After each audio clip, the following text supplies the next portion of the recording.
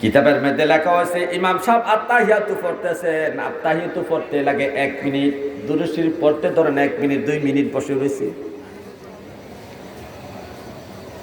2 minute বসার মধ্যে আপনি কিন্তু 1 মিনিটের মধ্যে আত্তাহিয়াতু দুরূদ শরীফ পড়ে শেষ করে ফেলেছেন। আপনি পেছন থেকে গলা ভরতেন,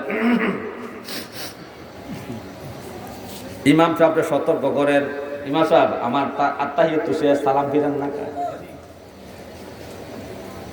এই উদ্দেশ্যে যদি কে গলা খেকরানি দেয়, কাশ দেয়, নাক টান দেয়, তাহলে ওই ব্যক্তির নামাজ ফাসেদ হয়ে যাবে।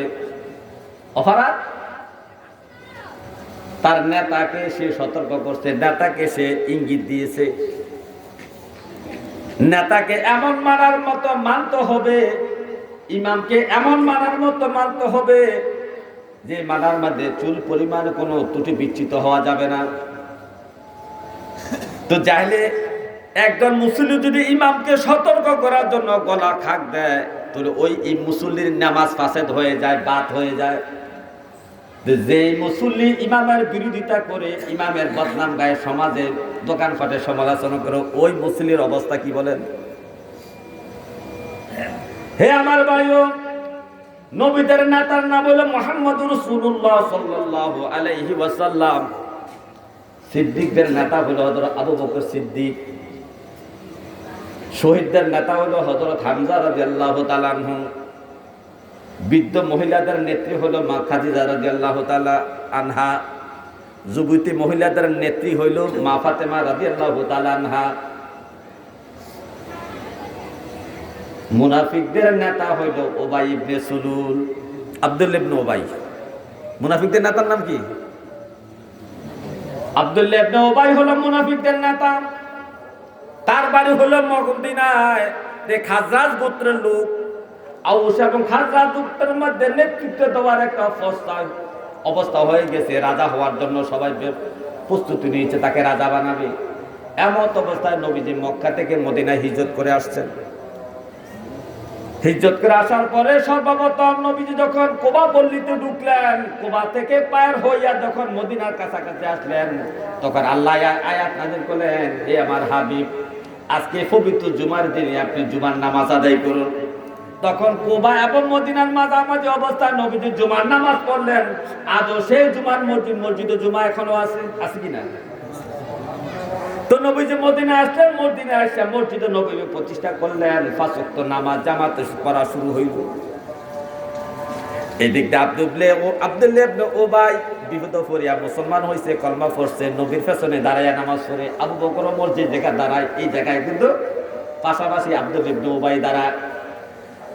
নবীজি আব্দুল্লাহ ইবনে উবাই কত নবীজি ভালোবাসে, এই কথাটা বোঝানোর জন্য কি কর্ম করতে দেখেন। নবীজির পেছনে সে দাঁড়াইতো নামাজ পড়ার জন্য। সব সাহাবারা বলে আমাদের সমাজের মুরব্বী নেতা আব্দুল্লাহ ইবনে উবাই। নামাজ পড় শেষ করে সালাম ফিরানোর পরে নবীজির একটা অভ্যাস ছিল, কিছু খুতবা দিতেন, ওয়াজ করতেন, নসিহত করতেন। নবী যখন খুতবা দেওয়ার জন্য দাঁড়াইবেন, এই অবস্থা যখন আব্দুল্লাহ ইবনে উবাই দেখতো, সাথে সাথে সে দাঁড়াইয়া বলতো, নবীজির পাশে দাঁড়াইয়া বলতো, ও মদিনার বাসী, ইন্না হাযা রাসূলুল্লাহ, এ মদিনাবাসী, সে কিন্তু আল্লাহর রাসূল, তার কথা মনোযোগ দিয়া শুনবা, তার কথা অনুযায়ী আমল আখলাক করবা। এই কথা বলিয়া ঘোষণা দিয়া সে জায়গায় বসে যাইতো। নবীজি ওয়াজ করতেন, খুতবা দিতেন। খুতবার মধ্যে যে নবীজি বললেন, আজ থেকে যাকাত দেওয়া ফরজ। আলোচনা শেষ করে সাহাবায়ে কেরাম যাদের বাড়িতে চলে গেলেন। ওই আব্দুল্লাহ ইবনে উবাই তার দলবল লইয়া সে মদিনার বাজারেতে গেছে। মদিনার বাজারে যাইয়া দোকানের মধ্যে বসে আলোচনা করে, মুহাম্মদ তার বাড়ি হলো মক্কায়, আইছে মদিনায়, বাড়ি হলো মক্কায়, আইছে মদিনায়, আইয়া এখানে আলামত শুরু করছে, আমাদের সম্পদ আমরা যাকাত দিলেও পারি, না দিলেও পারি। মুহাম্মদ কি বলা যাকাত দেওয়ার জন্য আদেশ করে আমাদেরকে, এইভাবে সমালোচনা করছে। অথচ কিছুক্ষণ আগে নবী পিছে নামাজ পড়াইছে, কিছুক্ষণ আগে নবীর পিছে নামাজ পড়ে এসে বাজারের দোকানে যাইয়া ইমাম সাহেবের বিরুদ্ধে সমালোচনা শুরু করছে। সাহাবী আইয়া নবীর কাছে জানায়, ইয়া রাসূলুল্লাহ, আব্দুল্লাহ ইবনে উবাই আপনার বিরুদ্ধে এই কথাগুলা বলছে। নবীজি তখন ওই সাহাবীরে সান্ত্বনা দিতে, সাহাবীরে এই কথাটা আর কার কাছে বইল না, সে যে কথাগুলো বলে আমি জানি, কিন্তু পরিস্থিতির কারণে আমি তাকে কিছু বলতে পারতেছি না। সাহাবী ধৈর্য ধরো। তখন আবার মাগরিবের টাইমে, যখন আসরের টাইমে সমালোচনা করছে, মাগরিবের আবার নবীর পেছনে দাঁড়াইছে, নবীর পেছনে দাঁড়ায় নামাজ পড়ছে।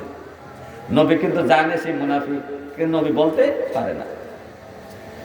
এই কথাটা বলার উদ্দেশ্য হইল, নবীজির পিছে নামাজ পড়ছে 1000 সাহাবী। এই 1000 সাহাবী লইয়া উহুদের ময়দানে যুদ্ধ করার জন্য রওনা দিয়েছেন। মদিনা এবং উহুদের মাঝামাঝি অবস্থায় আব্দুল্লাহ ইবনে উবাই 300 সাহাবী লইয়া, মুসলিম লইয়া, মুজাহিদ লইয়া মদিনা চলে আসছে। যখন মদিনা চলে আসলেন, আসার সময় প্রশ্ন করতেছে, এই আব্দুল্লাহ যাইও না, মদিনা যাই না, যুদ্ধ হবে। সে বলে না, যুদ্ধ হইতো না, কি যুদ্ধ হইব? তারা 3000 আইতে আছে মক্কা থেকে, আর আমরা কয়জন? 1000।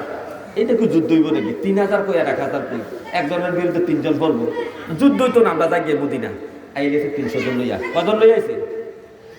আল্লাহর সাথে সাথে আয়াত নাযিল করলেন, হে আমার হাবিব, আপনি তাদেরকে মুনাফিক বলতে আপনি সংকোচ বোধ করেন, কিন্তু আমি আল্লাহ সংকোচ বোধ করি না। এরা মুনাফিক, এরা মুনাফিক।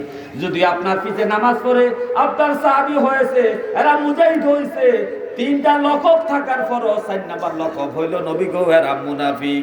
কারণ আপনার পিছে নামাজ পড়িয়া, আপনাকে নবী মানিয়া, তারপর আপনার বিরোধী সমাজে সমালোচনা করে, দোকানপাটে সমালোচনা করে, বাজারে সমালোচনা করে, আপনার যদি কোনো সমস্যা থাকে সে আপনাকে বলবে। আপনাকে না বলিয়া সে সমাজের মানুষকে বিভ্রান্ত করার জন্য দোকানে পাটে, হাটে ঘাটে মাঠে সব জায়গায় আপনার বদনাম করে। নবী গো, এই বদনাম করে না ব্যক্তিটা মুনাফিক, মুনাফিক, মুনাফিক। আমি আল্লাহ তাকে মুনাফিক বলতে ভয় পেন। আপনি যদি সংকোচ বোধ করেন, তাহলে আপনার অবস্থা কি? 1400 বছর পরে আমাদের অবস্থা কি বলেন? নবীর পেছে যদি 300 জন মুনাফিক নামাজ পড়তে পারে, তাহলে আপনার আমার এই বর্তমান যুগের আমাদের অবস্থা কি একটু চিন্তা করে দেখেন। আল্লাহ তাআলা আমাদেরকে বোঝার মতো তৌফিক দেন, বলেন আমিন। আল্লাহ তাআলা যেন 5টা প্রশ্ন যে করবে, এই 5টা প্রশ্নের বিষয়ে আমরা সজাগ হয়ে যাই, এবং হাসরের মাঠে আমরা আল্লাহ তাআলার 5টা প্রশ্নের উত্তর আমাদের জন্য সহজ করে দেন, বলেন আমিন। ওয়া আখিরি দাওয়ানা আলহামদুলিল্লাহি রাব্বিল আলামিন।